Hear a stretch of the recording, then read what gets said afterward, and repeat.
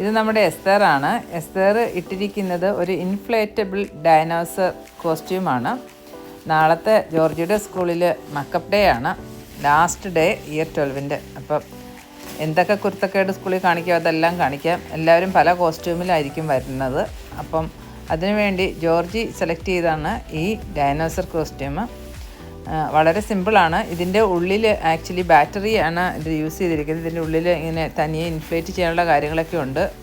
Switch on ചെയ്താൽ മതി. കണ്ടോ, ഇൻഫ്ലേറ്റ് ചെയ്തുകൊണ്ടിരിക്കുന്നതാണത്. നമ്മുടെ വീട്ടിലെത്തിയ ഒരു ഡൈനോസർ. ഇഷ്ടമായ എല്ലാവർക്കും.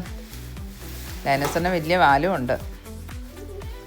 ഇൻഫ്ലേറ്റ് ചെയ്ത് കഴിഞ്ഞാൽ ഡൈനോസറിന് മുറിയുടെ ഉള്ളിൽ നിന്ന് പുറത്തേക്ക് ഇറങ്ങാൻ കുറച്ച് ബുദ്ധിമുട്ടുണ്ടായിരുന്നു.